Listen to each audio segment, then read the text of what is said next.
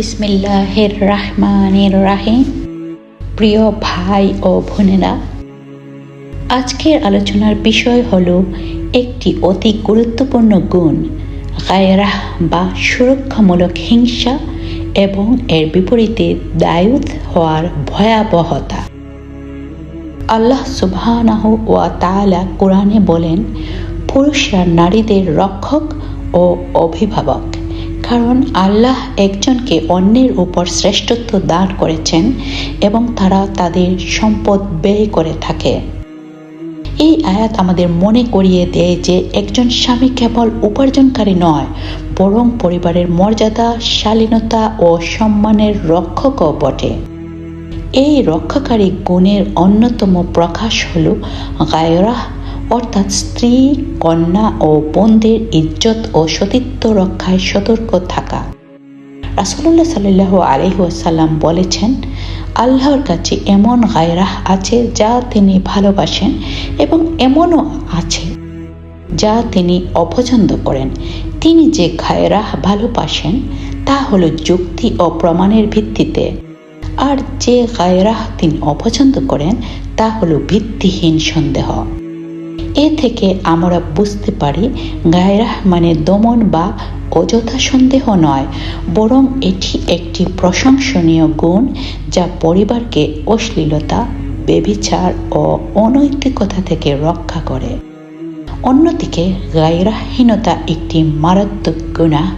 নবী সাল্লাল্লাহু আলাইহি ওয়াসাল্লাম সতর্ক করেছেন, 3 প্রকার মানুষ জান্নাতে প্রবেশ করবে না: অবাধ্য সন্তান, যে নারী পুরুষের অনুকরণ করে, এবং দায়ুথ। দায়ুথ হলো সেই ব্যক্তি যে তার পরিবারের শালীনতার প্রতি উদাসীন থাকে, স্ত্রীর বা কন্যার উপর অন্য পুরুষের অশোভন দৃষ্টি বা আচরণ সহ্য করে।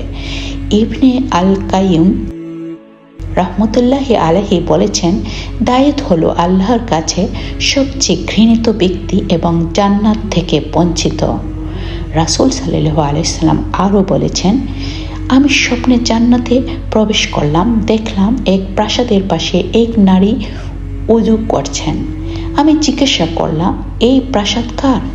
বলা হলো, এটি ওমর ইবনে খাত্তাবের। আমি ভেতরে প্রবেশ করতে চাইলাম, কিন্তু তোমার গায়রাহ মনে করে ফিরে এলাম। এ কথা শুনে ওমর রাদিয়াল্লাহু আনহু কেঁদে বললেন, হে আল্লাহর রাসূল, আমি কি আপনার প্রতি হিংসা করতে পারি? রাসূল সাল্লাল্লাহু আলাইহি ওয়াসাল্লাম আরও সতর্ক করেছেন, আমার উম্মাহর মধ্যে গায়রাহ ধীরে ধীরে বিলুপ্ত হবে।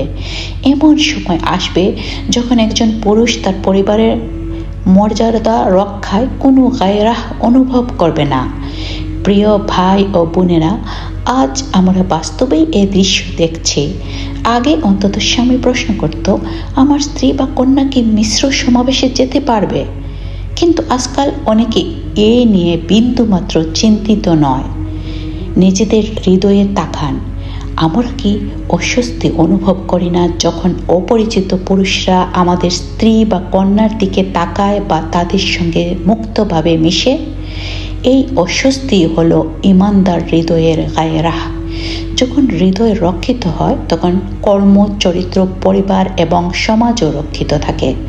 আর গায়রাহ না থাকলে ধীরে ধীরে নৈতিক অবক্ষয় ছড়িয়ে পড়ে, ঘরে বাইরে উভয় স্থানে। তাহলে আসুন আমরা এই মহৎ গুণকে লালন করি। গায়রাহ কেবল ব্যক্তিগত আবেগ নয়, এটি একটি ইসলামী দায়িত্ব। আল্লাহর সন্তুষ্টির জন্য গায়রাহ বজায় রাখি, পরিবারকে সম্মান দিই এবং দায়ুথ হওয়ার অপমানজনক অবস্থা থেকে দূরে থাকি। আল্লাহ আমাদের পরিবারকে হেফাজত করুন, আমাদের নারীদের শালীনতা রক্ষা করুন এবং আমাদের অন্তরে সেই গায়রাহ দান করুন যা তার কাছে প্রিয়। আমিন।